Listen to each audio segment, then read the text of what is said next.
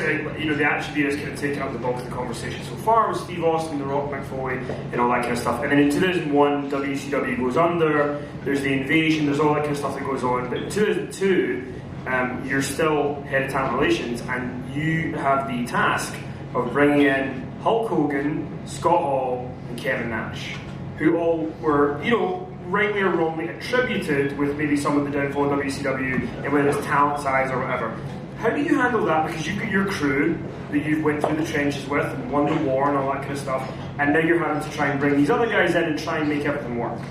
Well, it's interesting. The invasion angle was not successful as it could have been if we had all the moving parts we needed to make it happen on the WCW side. Because some of those gentlemen that Kenny mentioned didn't come was because they had massive 7-figure contracts guaranteed, and they're getting checks every week. Here's the thing: I pay a lot of guys $1 million a year. That's $19,323 a week. Now let's say you make $2 million. Oh, that's $38,000 and change a week. So you want to go back on the road and be around the boys and their sweaty ass gear and their farts and they're bitching and moaning and being insecure and back on an airplane, or stay home with your family for once in your life and enjoy the fruits of your labor and enjoy the money. Well, everybody to the man did the latter. They stayed home with their family and enjoyed the money. I remember one talking to Ray Mysterio, told the story, not here obviously. Ray came to I think we're in LA. I know we're in LA. And for an event. And Ray came to visit us. He lives in San Diego. He was going to talk to me about a job. So we was talking. I said, okay, I'll get a private meeting. What are you making? He told me. And I said, how much time you got left in your contract? 6 months. So him staying that 6 months was, we just had almost $500,000. So here's the deal, pal. You started wrestling here at 14, right? Yeah. You ain't the biggest dog in the hunt. Why don't you go heel? Why don't you be with your family? And when your contract's up, and you take all the money from Time Warner that they owe you, because they're going to give you money if you leave and sign a contract with another person, another entity. It's not written that way. It should have been, but it wasn't. Then when you get all your money and you're ready to go, you get trained, I'll hire you the very day. But I can't pay you what they're paying you. You'll make more than they're making. You made there. And of course, he got paid a little less money coming in. He made more money than he ever made in his life, 7 figures, years and years and years. And he never made that, WCW. Well, I kept my word. That's why he's one of my best friends right now, because these guys have gone through so many Jake-laid promoters and liars. They can't do math, they can't tell time, what date is it, what time is it. Horrible. So when you get a decent person and you try to be decent, then sometimes it pays off, but it doesn't in that regard. So Ray goes off, stays with his wife, his son, his daughter. His son now 6'2", he's going to Lance Storm's wrestling school in Edmonton. Dominic Mysterio, I guess. He could be Dominic Mysterio Sr.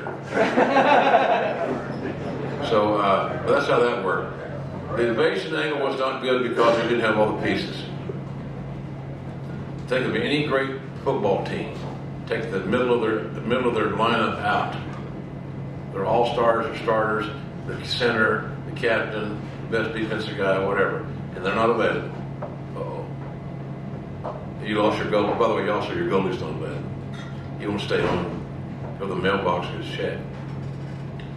So that's kind of where we were. We never were going to pull that off to the level that it could have been, because we tried to elevate guys that were not on the level of Goldberg and Sting and Hall and Nash.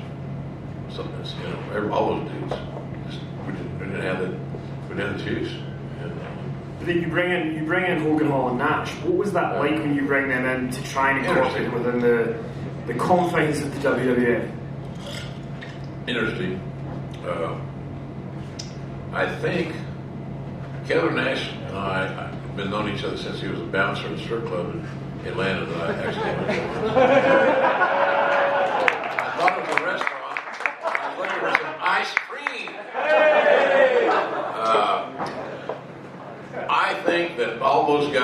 had been in their last endeavor in WWE were strictly doing business with Vince.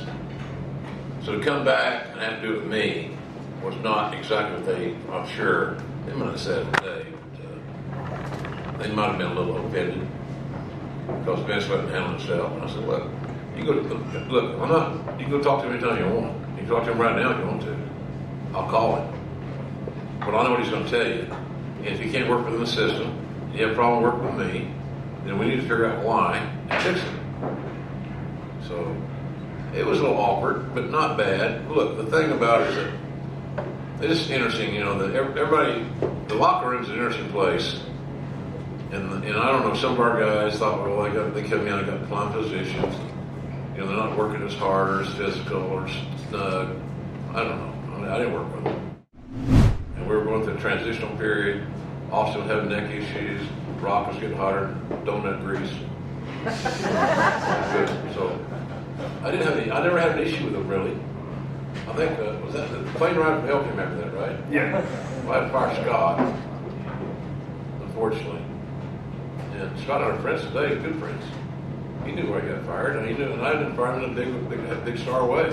Hey man, we ain't gonna be able to do business together. I said, I wish we could, we can. We took care of him on the way out.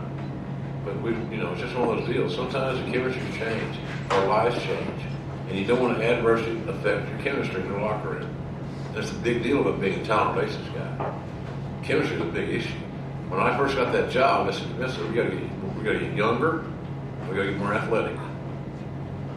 My take. And he agreed. So how are you going to do that? I said, just be patient. And I knew he had no patience.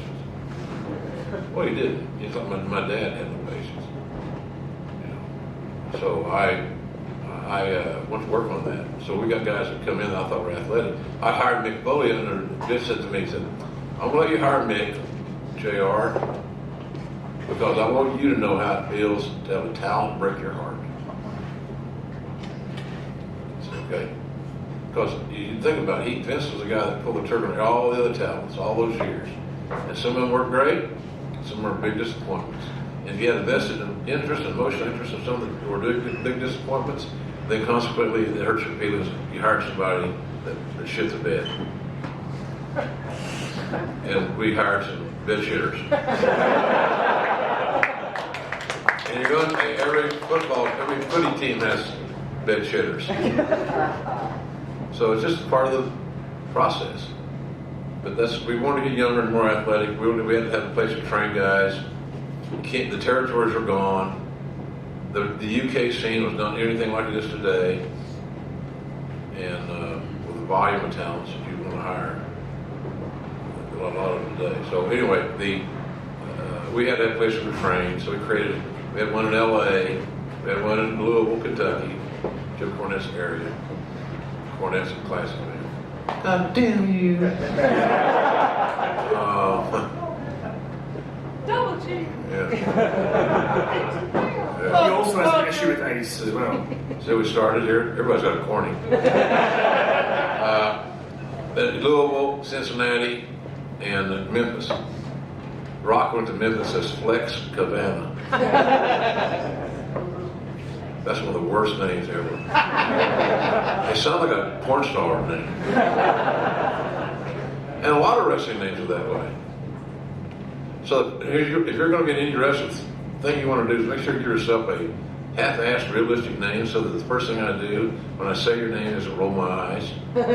You need a non-eye rolling name. It's important.